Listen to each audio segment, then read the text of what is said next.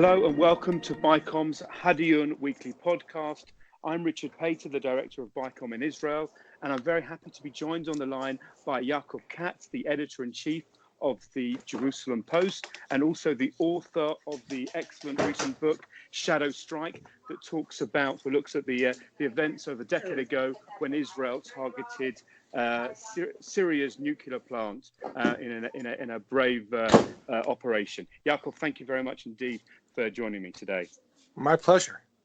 So I'd like to talk about a couple of things, both kind of reflect on the recent security events on Israel's northern border, and then talk about some politics as well, as we're very close to the election. If we can start with looking at this week's events on the Lebanon border, how do you assess them kind of standing towards the end of the week? Did Israel get very lucky, or was this a shrewd bit of psychops that kind of directed the IDF and led them to kind of avoid a further confrontation? Well, I think it's a combination of both. I think on the one hand, Israel had a brilliant tactic with the way it contained the Hezbollah attack, right? So Hezbollah attacks, Israel quickly choppers a couple of fake wounded soldiers from the northern border to Rambam Hospital in Haifa, stays quiet for a couple hours. I can tell you that the military censor even tells us journalists, we get a message that any writings, any reports about wounded soldiers has to be sent through them, is not allowed to be published. So it was all part of this big spin, which was aimed at making Hezbollah believe that they were wounded so that they would then stop the fire. And then only later did Israel admit. So this was like 2.5 hours later at about 6:15, 6:30 in the evening when the attack took place at about 4, that there were no wounded soldiers. But by then, Hezbollah had already stopped attacking. For them to restart again would be a bigger deal than just to continue fighting. So it was a brilliant tactic to contain it. That was on the one hand. On the other hand, they did get lucky because one of those Cornet anti-tank missiles just barely missed a military ambulance that was not supposed to be driving along the border, but was found driving along the border in violation of military orders at the time. So Israel got lucky. That mistake with that ambulance could have led us, God forbid, to a larger escalation in conflict. But I think that either way, Richard, it's important to keep in mind that Netanyahu, Israel's prime minister, and Hassan Nasrallah, the leader of Hezbollah, had the same interest in mind, which is they both want to survive and they wanted to survive. Nasrallah did not want to carry out an attack that would escalate to a war that could lead Israel to bomb the bunker that he's been in for the last 13 years since the Lebanon War of 2006. And that's why he did it in the way he did it, very contained. Netanyahu wants to survive by not going to a war with Hezbollah that would be a very difficult war for Israel on the eve of an election, right? He wants to survive politically. So with both of those interests in mind, everyone had the same objective, which was to keep this at bay and not see it escalate too far. So do you think we're all in the clear now, or how do you kind of assess the current state of tension on the border there? Look, it's always difficult to tell, and it's difficult to predict things in the Middle East, as you well know. It seems that things for now are quiet. Hezbollah has said that the retaliation along the border was for the attack in Syria, but not for the bombing of their missile precision technology that was attacked by drones, it seems, in Beirut. So that they still are holding the right, or reserving the right to still retaliate. They say that it might be against an Israeli drone that flies over Lebanon. We know that Hezbollah has capabilities of attacking overseas. We saw that in the 90s in Buenos Aires. We saw that in 2011 or 2012 when they attacked an Israeli tourist bus in Burgas, Bulgaria. So they do have those capabilities. We know they have cells throughout Europe, Africa, Latin America. That's another possibility. I think it's now in their court. Let's see what happens. But I don't think that anyone really has a major interest right now in a larger scale conflict. Israel has an interest, though, in making sure that Hezbollah does not get its hands on this assembly line capability to manufacture missiles that are accurate and with precision capabilities. So as Israel continues to act against that, that could still lead to a future conflict. So we're in a very volatile situation, but I don't think that we have a clear escalation ahead of us. And I mean, yesterday the IDF announced one of these kind of large facilities, factories that was about this precision weapons, and about by exposing them, do you think that means that they can avoid it's now been decommissioned, or that it's in the process of being the material being removed? Where do you see that going? Yes, I mean, if you're going to attack something, you don't announce that you know about it, right? So if Israel was going to attack, it would not have revealed its existence. It would have just bombed the place. Israel has a little more difficulty when attacking targets in Lebanon. It's not something it does. It acts more freely in Syria, and as we've seen in recent weeks and maybe months also in Iraq, but not in Lebanon. The attack that took place in Beirut, believed to be carried out by Israel, was the first time that Israel, if it was Israel, attacked in Lebanon in 13 years since the Second Lebanon War.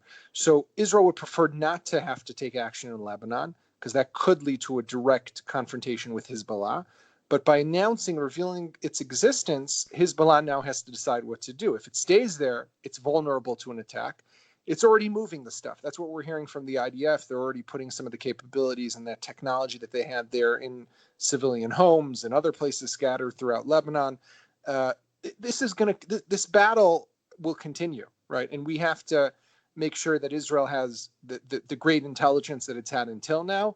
But what people also need to keep in mind, as great as intelligence is, Hezbollah still has amassed a massive arsenal of missiles, more than most countries in the world have. The vast majority of countries in the world don't have 130,000 rockets and missiles in their arsenal. Hezbollah, a non-state actor, does. And they threaten us, and they're only threatening us. So as much as Israel can try to prevent and stop transfer of weapons and stop the building of this capability, Hezbollah has shown that it's able to still get stuff in and make stuff happen, even with Israel trying to, stop things along the way. So I would say that Israel has to ensure its security interests, and it could be that a war now would be better than a war later on.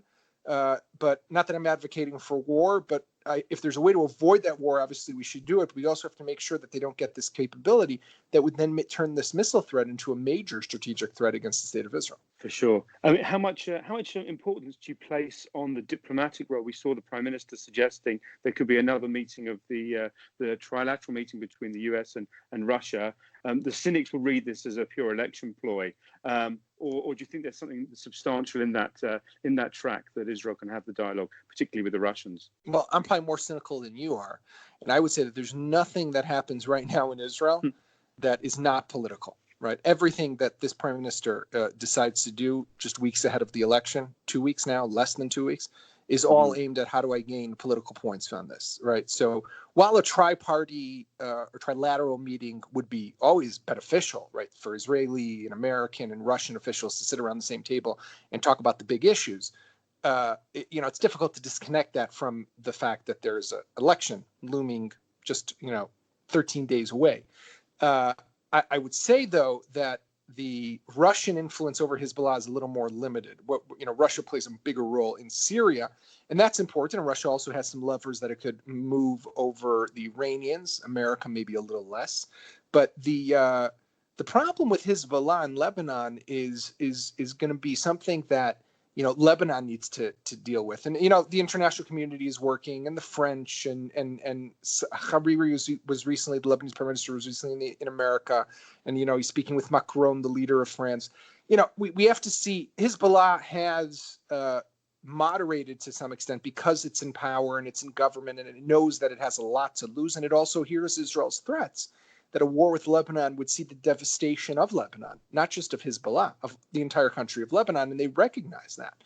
So I don't know, whether another trilateral meeting is what's going to make a difference, but obviously the international community does need to take action against Hezbollah. And more importantly, Richard, I think you get this, with what you do at BICOM, but I don't think that the world completely understands this yet, is that when there is this war, God forbid if it does happen, and Israel has to attack civilian buildings and hospitals and schools and apartment buildings and homes, because that's where Hezbollah stores its missiles, you can already predict Israel's going to get hammered by the world, right? For disproportionate force. They need to recognize now why this is going to happen down the line. So then when God forbid, if it does happen, they will know that they've received ample warning. Israel had been telling them this is what's going to happen. So that's what's important, I think, also now in making sure that message is heard loud and clear.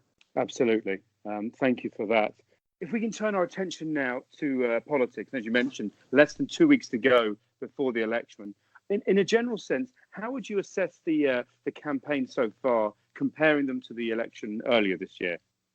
Well, first of all, Israel just came out of the summer vacation, and we haven't really seen the campaigns take off. I know that the big parties, definitely Likud, Blue and White, have been saving their budgets for these last 2 weeks of the campaign. And you're starting to see more movies, you're starting to see more campaign billboards, you're going to start to see more advertisements in newspapers and on television.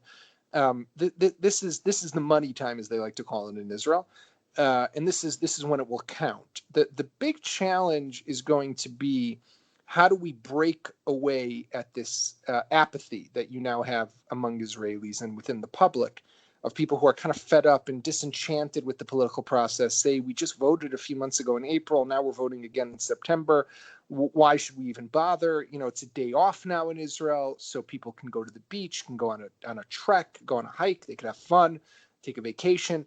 So the big challenge is going to be how to get voters to come out and voter turnout. And I think here you'll see a big fight between the big parties which have the infrastructure, right? Likud has the infrastructure of many, many years. And Blue and White is basing its infrastructure on Yesh Atid, Yair Lapid's part of that party, which has a nationwide infrastructure. Benny Gantz, his own little party that he joined with Yesh Atid, does not have any infrastructure. It's a brand new party. So that'll be the big battle. Look, the campaigns are going to continue. Everyone is trying to settle in to create the narrative. We know of Gantz, who just announced the other day that he's now going to want to establish a government without the ultra-Orthodox parties and just with Likud and Lieberman. If you ask me, that's an attempt to steal away votes from Lieberman, to bring them back to Blue and White, because Lieberman took away about 2 or 3 of his seats. Likud is also banking on the fact that they'll be able to steal back the 2 seats that Lieberman took from them. So the numbers will start to shift, I think. And as we get to the end, as we always know in Israel's elections, at least in the last 10 years or so, Netanyahu will do what we call the big Gewalt, right? He'll yell out, oh my God, and cry wolf or something. And then he'll start to get people to realign with him.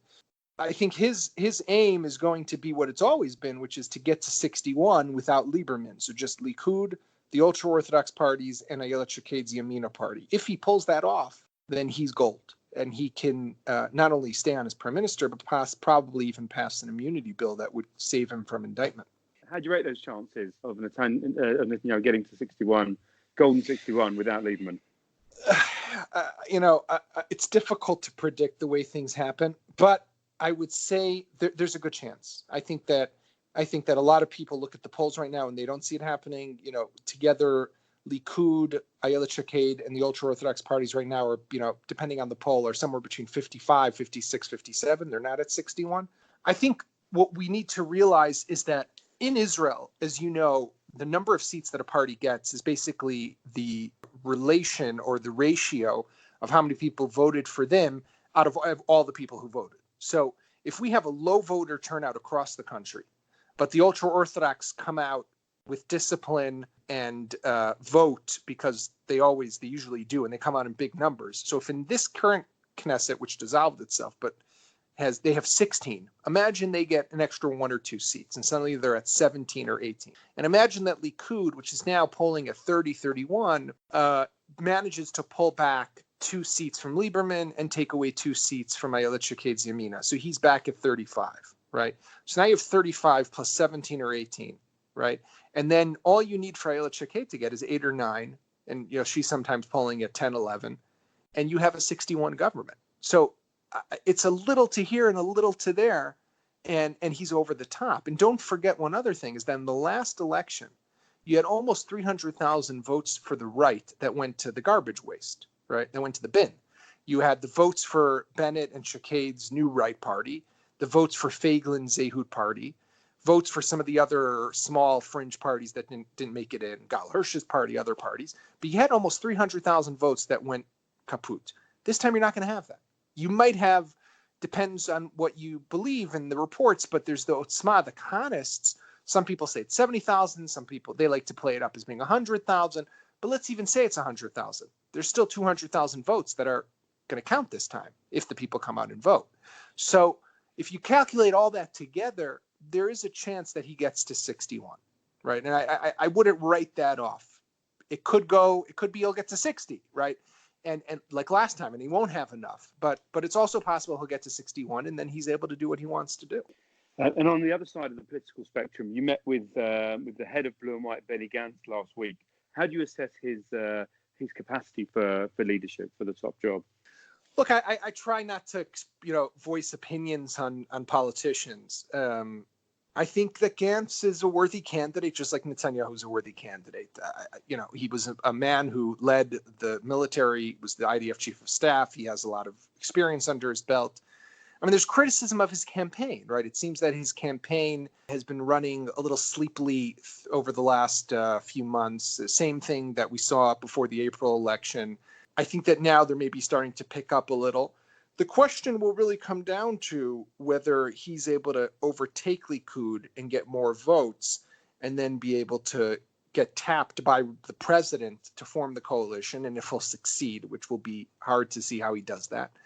I would actually argue that it might be in Gantz's interest for Netanyahu to get the mandate from the president first to form a coalition, for him to fail, if he does fail, and then for it to go to Gantz. And then if Gantz gets the second chance, he's almost definitely prime minister, because there will be so much pressure on all the parties to compromise and come together and form a government and not to go to a third election.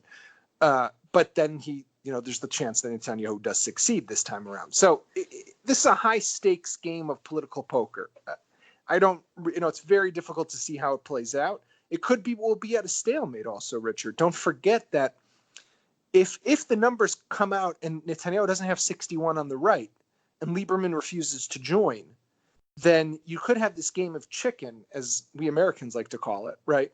Where Netanyahu and Gantz both say to the other, join me, and they each refuse to join the other, and then no one can form a coalition, right? So it'll be interesting to see what happens if that does happen. My prediction would be that the president, Rivlin, would call both party heads into his office and say to them, for the better of the country or for the good of the country, you've got to come together.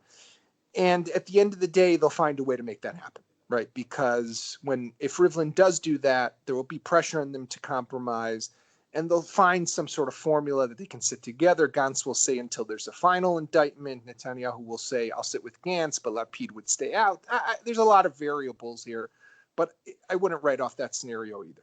Great. Well, listen, thank you very much for your time today. We may well come back to talk again shortly after the elections, perhaps, and kind of talk about the forming of the coalition, whoever does it. But in the meantime, thank you very much indeed. Appreciate your time today. Thank you.